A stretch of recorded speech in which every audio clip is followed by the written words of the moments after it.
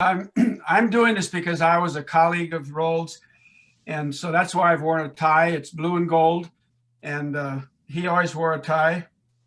He never wore a tie. So we're going to start out with Mark. You're up first with the tribute that you wrote. Okay, thank you, Paul. Yeah, so this is entitled Roald Tweet Memorial Resolution. The Contemporary Club of the Quad Cities hereby memorializes the passing of 27-year club member and friend, Roald Tweet, who departed this life on November 4th, 2020. Born in Fountain City, Wisconsin in 1933, Roald grew up in Minnesota, where he attended and graduated from St. Olaf College.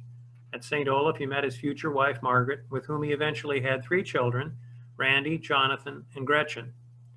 After graduating from St. Olaf, he earned both his MA and PhD from the University of Chicago. In 1960, he commenced a long, distinguished, and colorful teaching career in the English department at Augustana College. Despite being a Norwegian in a largely Swedish institution, he thrived there and taught a wide range of literature courses at Augie for 39 years, for the last years of which he held the Conrad Bergendorf Chair in the Humanities, named for another club immortal. Tweet, as he referred to himself, was a man of many interests and talents. Though earning his crust as an English professor, he was a wonderful craftsman as well, building everything from fantastic kites and model airplanes that delighted children of all ages to musical instruments of great complexity. But perhaps among the most memorable qualities of Tweet was his original way of looking at things and wry sense of humor. An enthusiast of Mark Twain, Tweet had a measure of Twain's colorful way of expressing himself and of Twain's penchant for never letting facts get in the way of a good story. Twain once observed that the difference between the right word and the nearly right word is the difference between lightning and a lightning bug. Tweet well understood this. An example is Tweet's title of a 2014 Contemporary Club paper, How Does a Poem Mean? Unusual syntax to express a fresh way of looking at poetry. In addition to his work in the English department, Roald served on the faculty for Augustana's graduate program in regional studies. He also served as the faculty advisor for the Observer and the Writers Club. He taught travel writing on multiple terms abroad in South America, and he loved hiking the Inca Trail to Machu Picchu. After retiring, he and Margaret traveled to many countries overseas. The highlight of these travels was a small ship tour to Antarctica. Many of us were fans of Roald's long-running WVIK program, Rock Island Lines. These brief and colorful anecdotes illustrated the rich history and culture of our region, introducing it to a wide audience while also entertaining with Roald's well-practiced gift of near-poetic prose. Tweet's obituary in the newspaper referred to those left to cherish his memory and his factually questionable stories. We of the Contemporary Club are among those, as by this memorial resolution, we express our condolences to Margaret and their children and grandchildren, and spread our expression of sympathy, respect, and affection upon the minutes of the club. I was informed that we do not necessarily need to adopt the resolution, though it is worded as such, but if it is appropriate to do so, I would move the resolution be spread on the record. I would second that. Okay. Resolution has been moved and seconded. All in favor, please raise your hand in the screen there. Opposed, same sign. Carries. Thank you. We'll be sure note so in the minutes.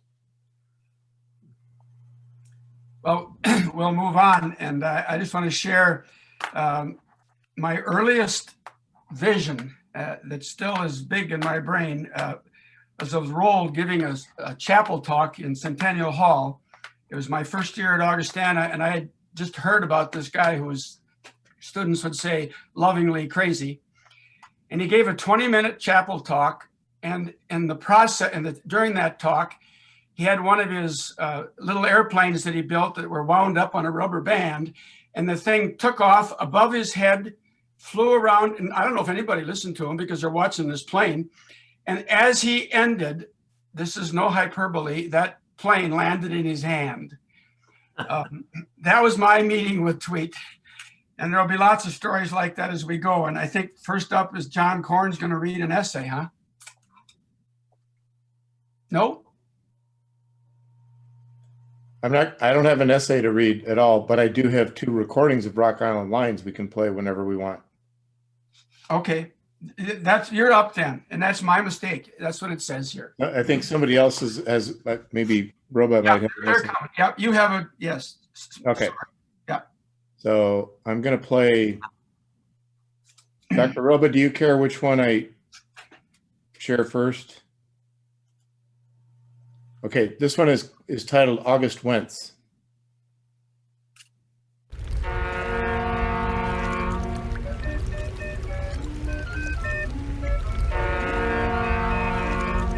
This is Roald Tweet on Rock Island.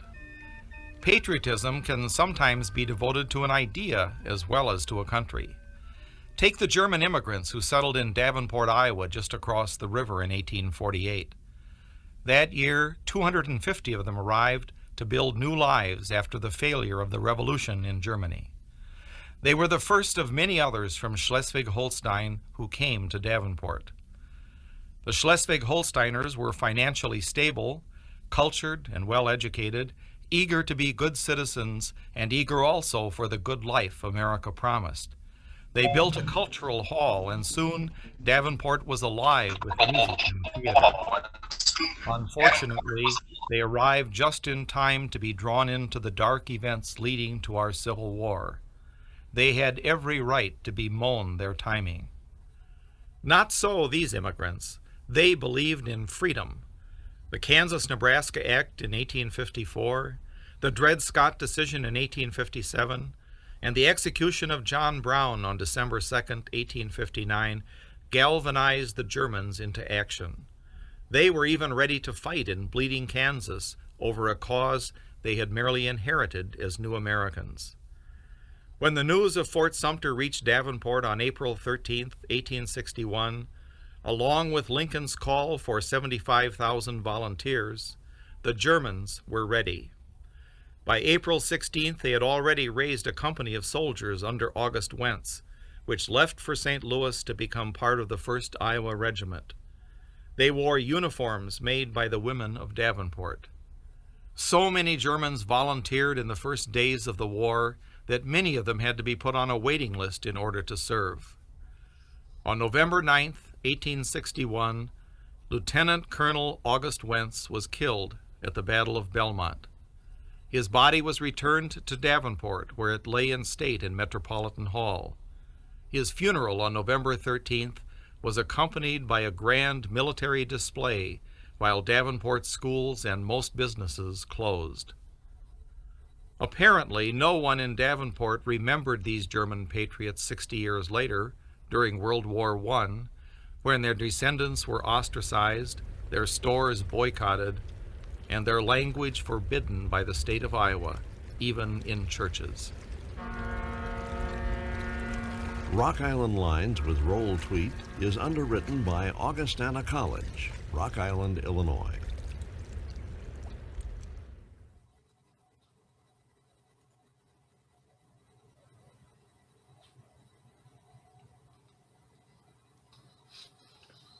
Wow. Well, we're going to keep moving. And now we are right. I am right with a Tweet essay. And I think, Jay, you're going to do that. I am, yes.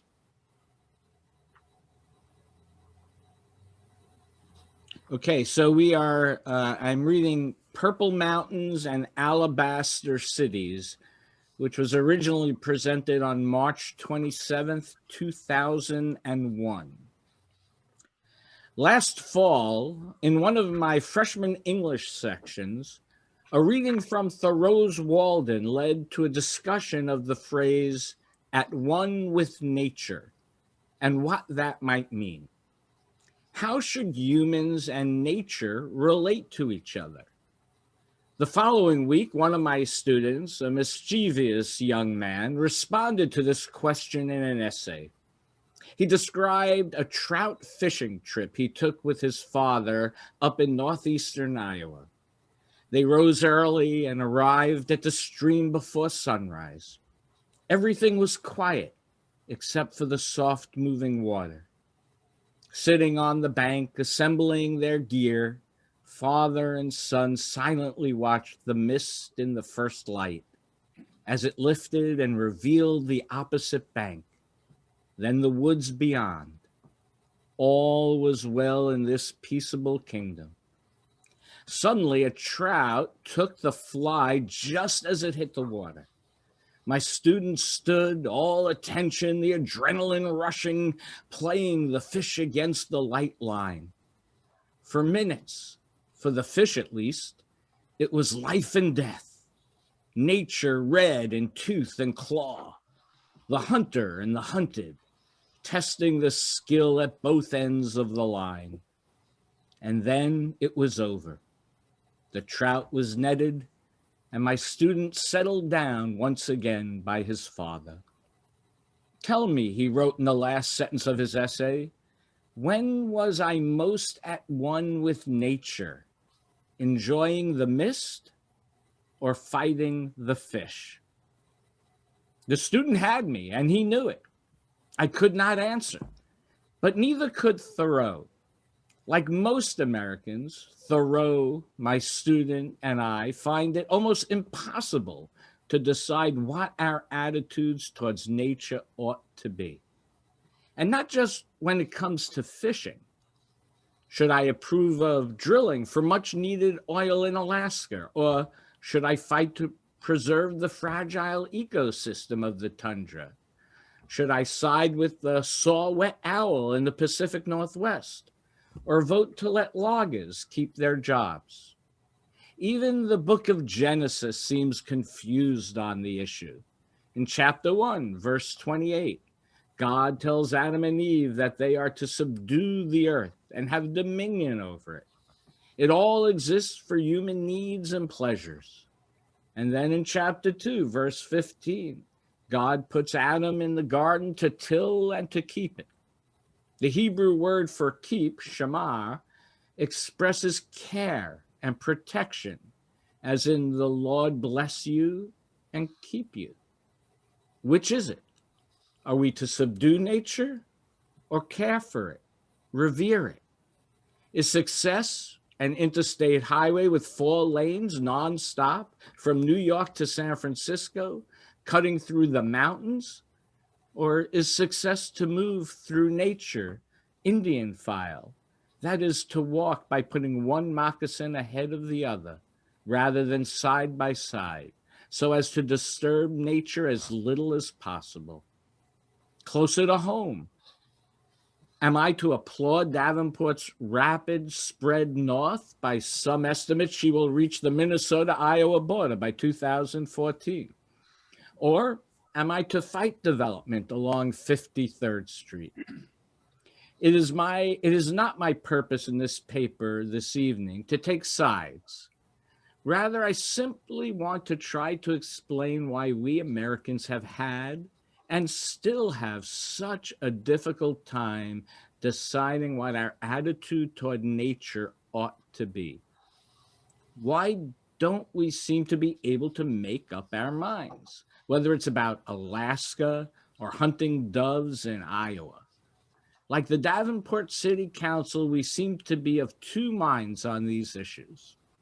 The dilemma, of course, is not just American. Most of Western civilization has vacillated between attitudes which have come to be called classical and romantic. For the classical Greeks, natural humans were animals who needed to be civilized by training and discipline if they were to become productive citizens. On the contrary, says the romantic French philosopher Rousseau, it is civilization and its rigid rules that destroy the flower child innate in each one of us. For Rousseau, it was the noble savage who was at one with nature, who was naturally good. Like that good, uncivilized heart, Huck Finn. This debate between classical and romantic views of nature became one of the driving forces that produced the 60s, with its hippies and its general heresy. But it's been part of our Western civilization since Aristotle. But I want to argue that the problem of nature and how we ought to relate to it has been an especially difficult problem for Americans. Let me begin by going back to a phrase used by Leslie Fiedler, a critic of American literature and culture. Quote, "The problem with America," Fiedler wrote around 1950, "is that America was invented before it was discovered," end quote. America was invented before it was discovered. Fiedler is referring to all those stories and myths in the ancient world before Columbus about what lay to the west, across the Atlantic Ocean. Ancient maps divided the world into three directions: south, north, and east, 3 continents: Europe, Africa, and Asia, and 3 sons of Noah, 1 for each section. What lay to the west across the ocean? Let me put to rest right here the idea that it was the edge of the world where sailors went too far might fall off. You and I were taught in grade school that ancients believed the world was flat. In fact, by 300 BC, the Greeks had already discovered that the earth was round. They had even measured its circumference to within about 5,000 miles. Columbus had no fear that he would fall off the edge of the world. The idea that people believed in a flat earth was invented by Washington Irving, author of Rip Van Winkle in 1817, to show how superior Americans were to the ancients.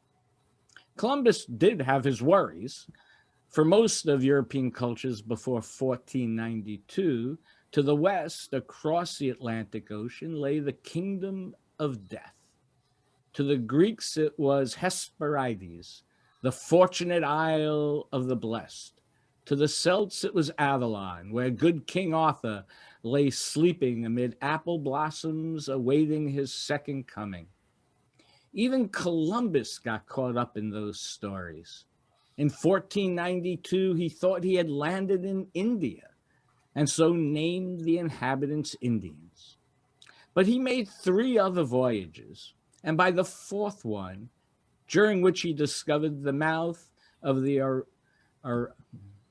Orinoco River in Venezuela, he no longer believed it was India. Instead, based on the strange behavior of his compass that made him believe the earth was pear-shaped, with the New World at the top, he came to believe that the Orinoco River was the Gihon, one of the 4 rivers flowing out of Eden. There, I truly believe, he wrote in his report to the sovereigns, there lies a terrestrial paradise. He had come home to Eden, where Adam and Eve once walked. No one, that is to say, could accept North America as just another piece of real estate, like England or Spain. So heavy were the myths and stories about this new world. America, then, as Fiedler says, was invented before it was discovered. There were American dreams before there was an America. Even more important, those dreams were divided, contradictory. St. Augustine perhaps illustrates that division best, noting that the Pope's mitre was divided into 3 parts, signifying the Pope's temporal rule over the 3 known parts of the world. St. Augustine argued that there could not be a 4th land beyond the Atlantic Ocean, or the mitre would be divided into 4. If there were such a land, Augustine went on, it could not be a land inhabited by humans for whom Christ died.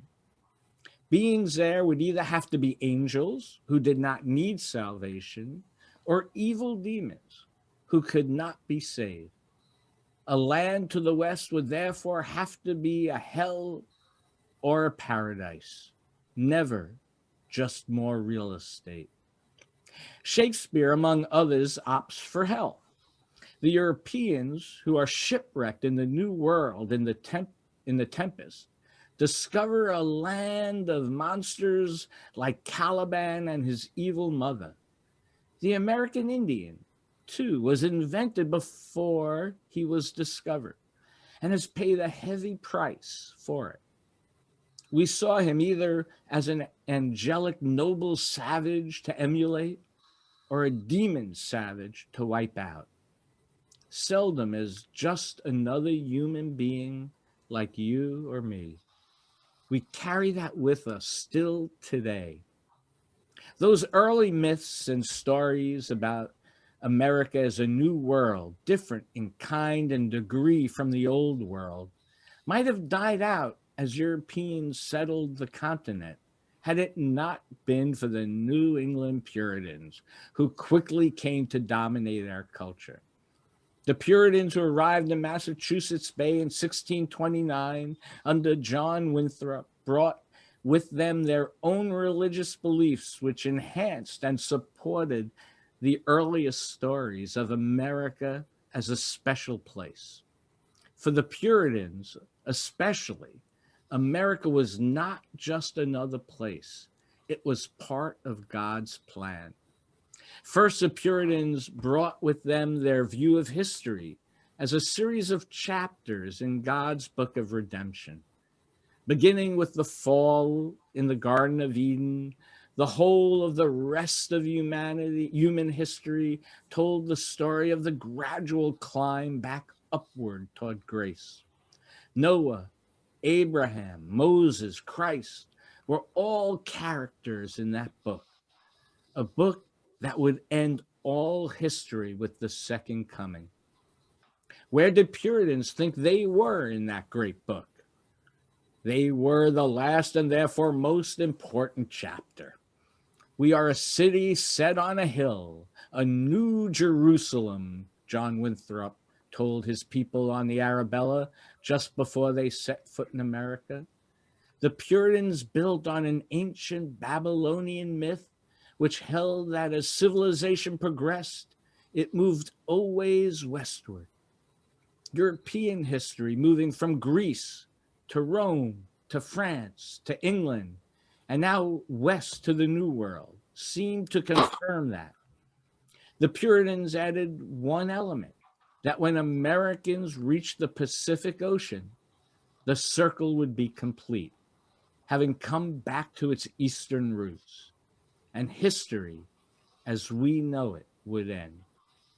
The most important chapter in the whole book. It's easy to see how Manifest Destiny rose out of these ideas. Did any of you wonder what in the world Robert Frost meant reading his poem at Kennedy's inauguration in 1961 when he said, "We were the land's before the land was ours"? Can you imagine what that meant to a Native American? In the Puritan view of history, those who came to America were God's chosen people. A second element of Puritan thought contributed even more to the idea that the New World was special. The Puritans were topologists. All of nature and all of human history was related topologically.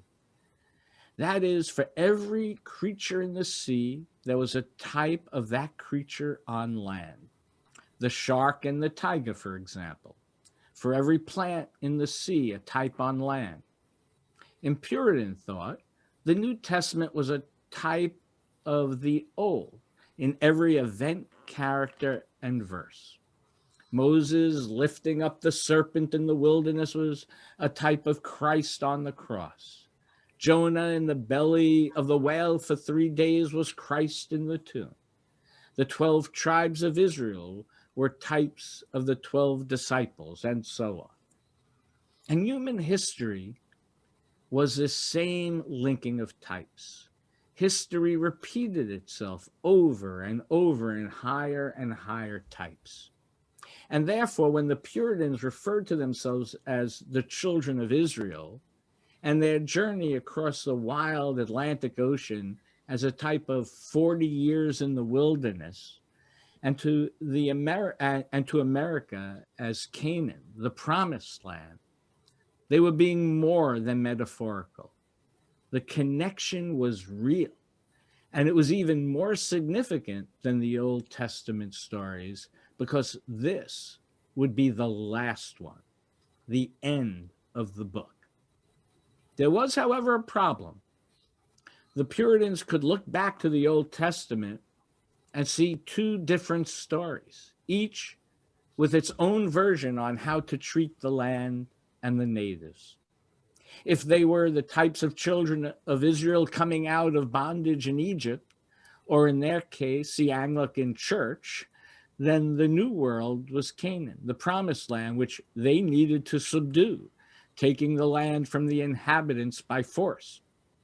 New England was, as some of them claimed, a howling wilderness, and their errand was to subdue it, to have dominion over it. But what if they were to be types of another Old Testament story? What if this new world was not a howling wilderness, but a new Eden, a pristine garden in which we were being given a chance all over again to be Adams and Eves? What if we were to care and keep the land and revere the natives who lived here? It is interesting in this light to look at the many utopian communities which sprang up on the Illinois prairie in the mid-19th century, 6 of them in Henry County alone. Here was Nauvoo, Bishop Hill, Galesburg, Geneseo.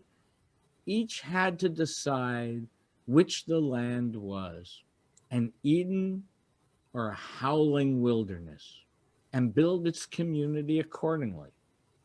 From the beginning, then, we can see in our divided American ideals our two opposing American dreams, a confusion about how we ought to treat the land. Ought we to follow Ben Franklin and his work ethic, where everything is utilitarian, or Thoreau communing with nature at Walden Pond? A penny saved is a penny earned, says Franklin. Thoreau responds, the best way to double your income is to cut your wants in half. We can see this divided view of nature by comparing the Western novel with the Southern.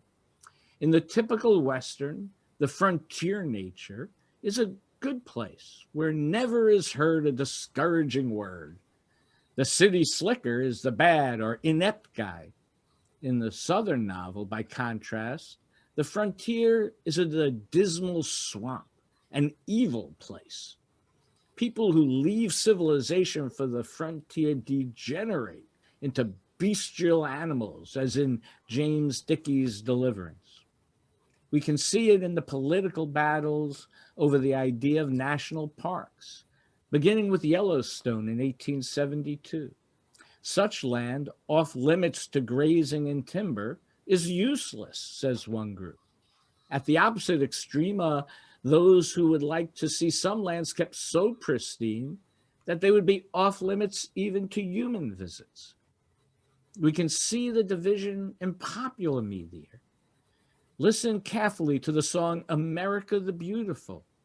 There we extol nature and her fruited plains and purple mountain majesties, and then turn immediately to a vision of alabaster cities gleaming from sea to shining sea, or urban sprawl as we call it. Turn the pages of the Reader's Digest, and you move from inspiring stories of great men and women who built the tallest buildings or cut through the biggest mountains or controlled the weather, dominating nature, to other stories, suggesting that the best things in life are free.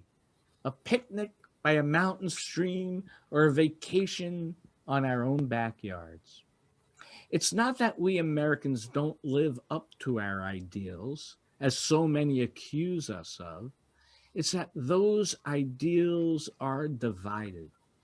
We want to be both Benjamin Franklin and Thoreau. Several years ago, my wife and I camped out at Mesa Verde in order to visit the cliff dwellings. 2 campsites down from our small tent, a huge RV was parked.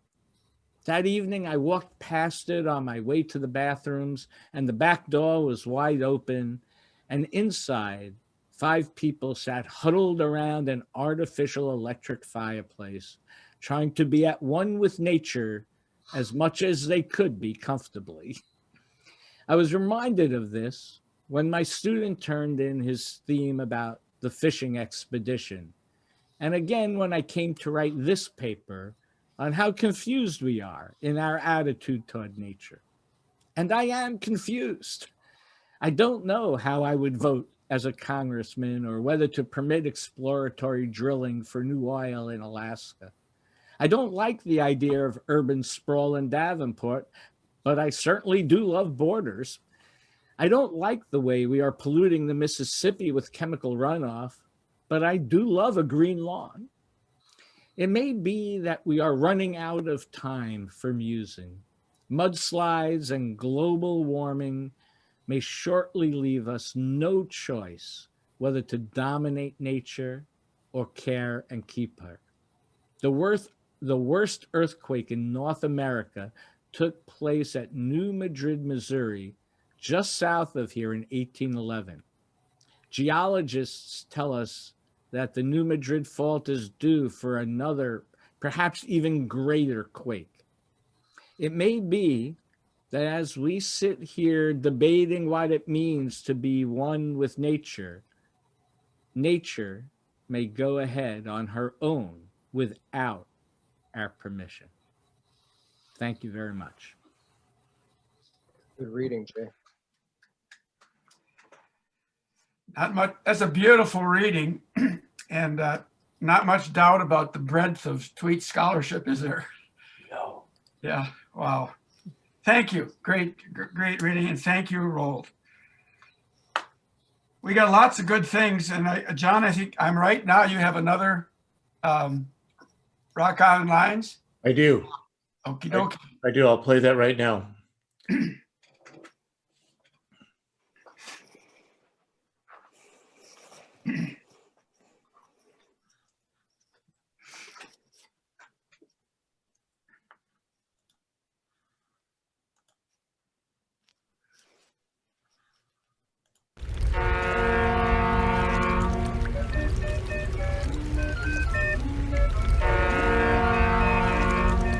This is Roald Tweet on Rock Island.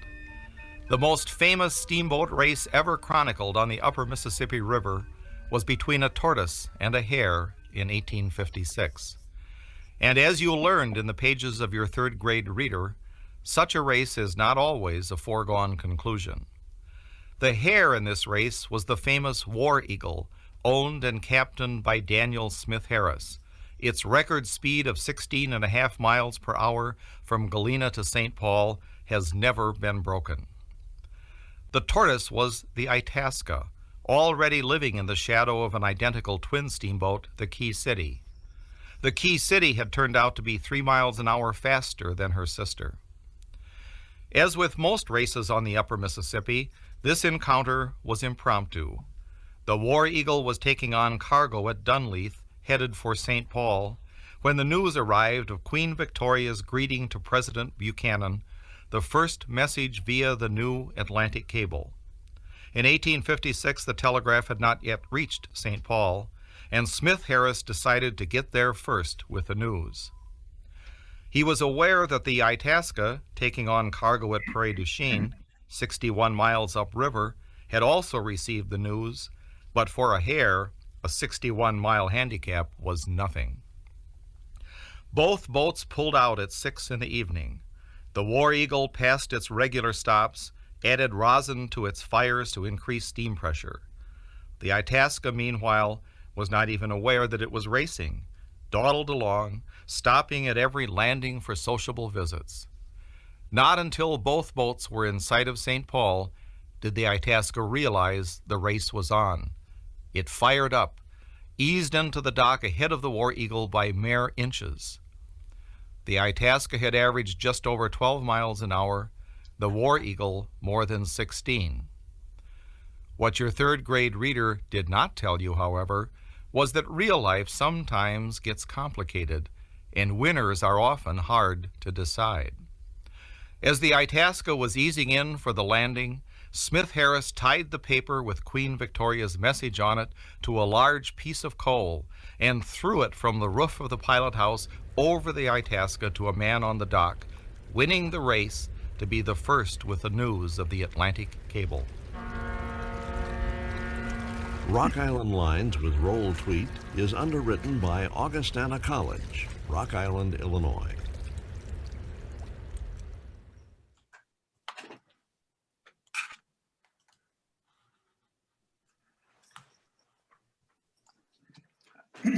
I gotta not choke up here for a second. I guess we're gonna move on then to see if we've got any stories or vignettes about Roald. And I was gonna start that off with, I've got a lot of favorite ones, but one was, he had a great relationship with students. They sought him out outside of class. They'd pull up a tray and sit beside him at the cafeteria. And in the days then, that when he was about 30 pounds heavier than he wanted to be, he made a bet with a student that he could lose those 30 pounds in 4 weeks. And of course, she jumped at that, and the loser would have to jump into the slough, which is now adjacent to Treadway Library. So, and he would weigh in every week. There would be a scale in the lobby or the hallway of Old Main, and people would gather around, and there would be Tweet. He'd show up in his long overcoat, long winter overcoat, and step on the scale, and 2 pounds. And she would just smile. I got this guy. He's going to be in the trig.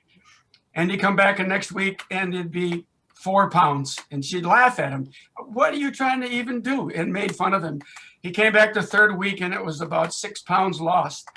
He came back the fourth week. He got up. There were probably, I don't know if anybody else was there. Mark could have been. Bill was there, okay. And yeah, I was. Huh? I was, Paul. Yeah. Yeah, good. And so we watched him. He stepped on the scale with his long overcoat again, and it said he'd lost 8 pounds. And then he said, "Oh, that's right." And he reached in his pockets and took out lead weights and kept taking them out and taking them out. And he won. He lost his 30 pounds. And he watched Julie Stamenkovich jump into the slough path by the library that day. So somebody, I guess Mark said that mischievous tweet. We've got lots of those. I think, Bill, you have one, huh? Yeah, actually, I came with quite a few, but I decided that it might be more helpful to kind of tie them together because I really view Tweet as of all the teachers I've ever had, probably one of the most influential, and I still have a lot of gratitude to him because he was able to show me a very different way of being a teacher. And I think it was always so interesting because here he has a PhD from the University of Chicago, and it's in English, and he's doing a lot of history. And I had ended up with a PhD in American Studies from Iowa and was doing a lot of things in English and with literature. And I can say from my own view, I don't think Tweet really had to make up history, but what he did was he used it in a different way. I've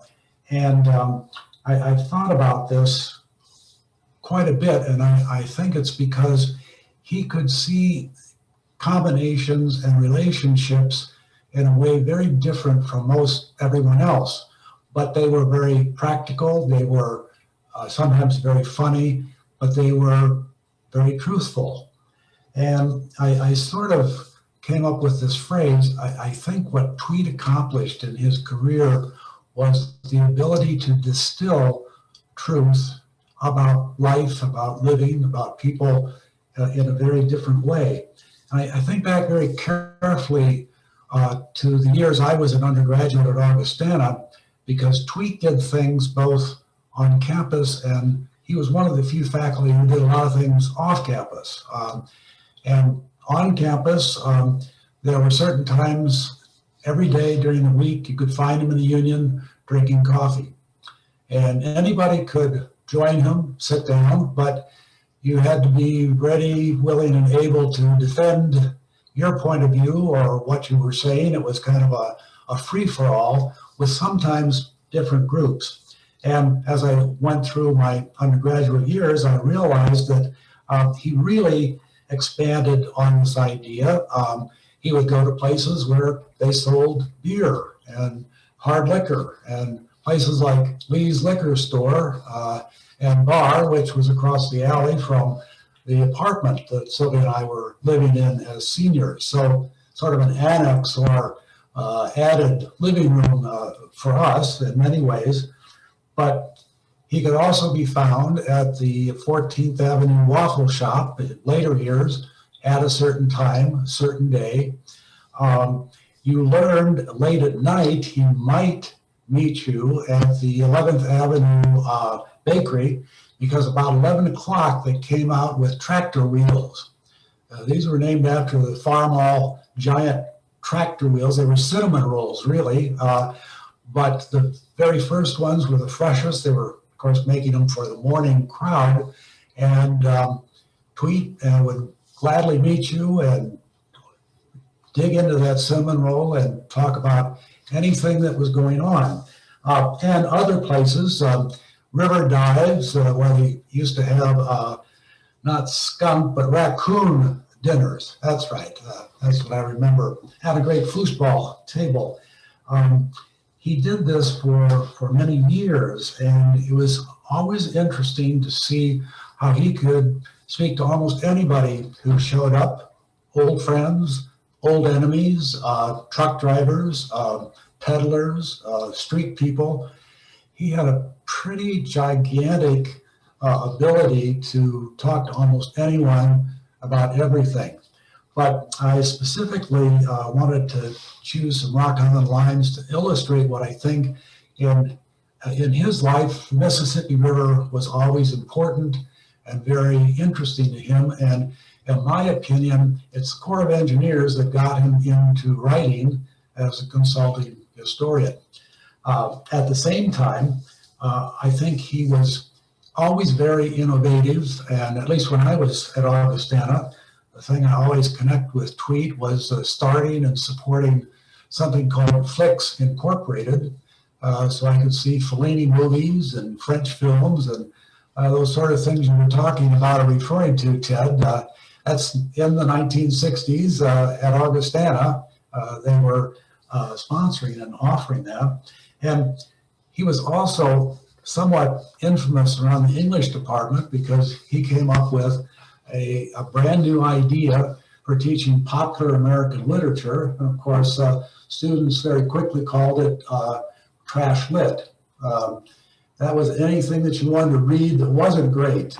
No Chaucer, no Shakespeare, or no Fitzgerald, but instead it's the Maltese Falcon, which we read and spent 3 weeks dissecting and enjoying every moment of it. That was Tweet in the 60s. That was Tweet also relating to students, being a very different kind of professor, but one who seemed to put into practice, into his real life, a kind of humanistic, holistic approach to life. What was fun?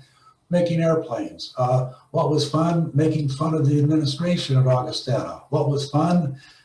Drinking coffee, eating tractor wheels. And that was very different from the other professors I had, most every other teacher I run into. And I still think of him in a very special way. And I particularly am amazed how his 3-minute essay on Rock Island Lines can be as interesting, as thought-provoking as a 22-minute essay on alabaster cities and the invention of America and everything that you can think of, but all very well internally tied together. And I think the club has been very lucky to have those essays presented to us, and something to think about for the future. So instead of a couple funny stories or the latest Sven and Ole joke, you always have those ready. That's my short impression to share with you. Great. As you can attest, anybody that had him for class, he was the memorable teacher, that's for sure. Jay, you're going to have a couple of words about the 25th anniversary. And as just before you do that, we know Tweet is just this really incredible scholar at the University of Chicago. I think Augustana was blessed to get two of their best stars ever in Dorothy Parkander and Roald Tweet.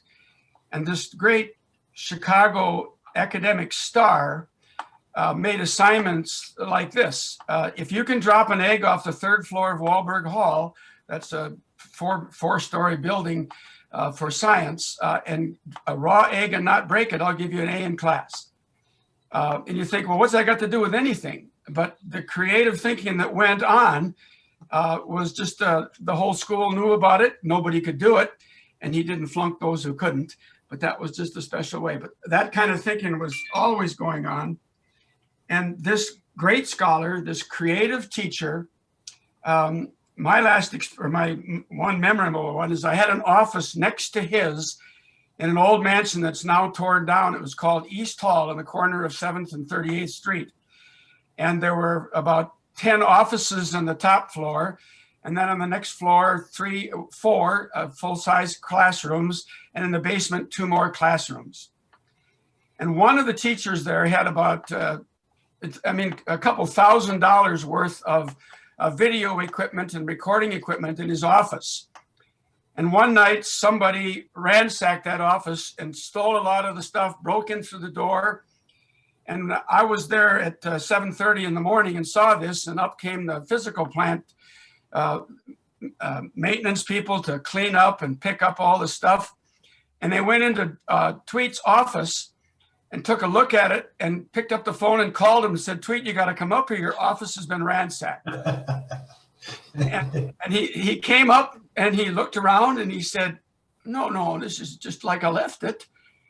And the same day I went in and asked him about an essay we were both teaching. And he said, I taught that about a month ago. Let me see if I can find it.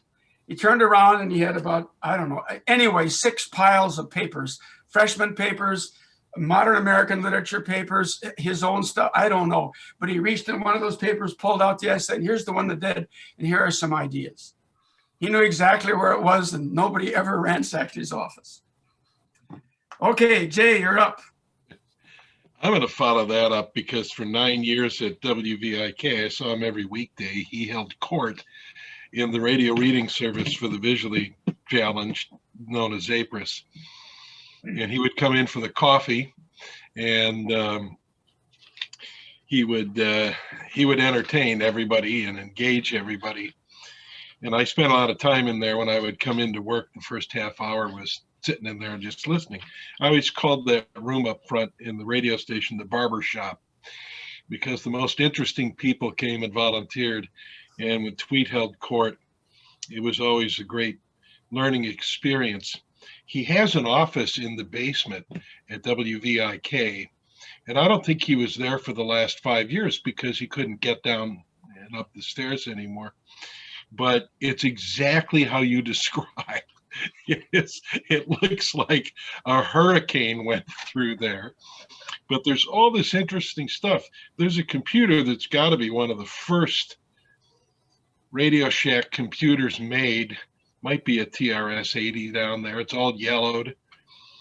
And papers and doodads, an old electric fan without the cage on it, just all kinds of stuff. But one of the treats was when he would come in he got into radio controlled flying paraphernalia, and he would bring these little helicopters in. He was way ahead of the drones. He would bring these little helicopters in and fly them around the radio station. You'd walk into work and something would buzz you. It'd be like the size of a dragonfly, and he'd fly these things around. So we miss him a lot at the station. I got to say, he was something. And so two things, his show Scribble that he was doing for 5 years, will continue. We're doing reruns now, but Don has found a co-host. I am terrible at remembering names when I'm working from home, but she's at Augustana, and she'll be joining Don as soon as COVID allows. We're trying to figure out at our station how to put 3 people in 3 different rooms and do a radio show. So we're going to work on that. But so we're working on a book. This is going to be a coffee table book, and East Hall Press at Augustana is working with us, and some students are working with us. And they're collecting Rock Island lines. They're collecting other stories. And we're trying to put archive photos from throughout the Quad Cities to his stories. And this will be all assembled, and hopefully we will have perhaps a book release party in conjunction with an open house in August, which will be our 41st anniversary. Because of COVID, we missed our 40th anniversary of WVIK. And so we have to keep hoping this August we can celebrate the 40th on the 41st, and we'll be able to release this book at that time. Great. We'll look forward to it. If anybody's got a story, any kind of vignette or anything, you're welcome to do it. I'm going to ask, I don't know what those Swedish horses are called. They have, somebody knows. They're orange horses. They're just about 6 inches high. Well, I'm not Swedish, but so I don't. Doll horses. My wife just said the doll horses. Well, it's just an upright horse painted orange with some fancy Swedish stripes on it. And Tweet made one of those. I don't know if I can show this at all, but he made it one that had been run over by a car, and it was flattened out. Both legs were sticking, back legs, front legs, and there were tire tracks over the top of it. So that's my last statement about Roald Tweet, and I've got a million wonderful memories. Anybody else? I saw Bill's mark up there. Well, great reading, great organization, you guys who contributed. Those of us who got to work with them, and those of us who got to hear them once a year or once every 3 years, we've been blessed. Thank you.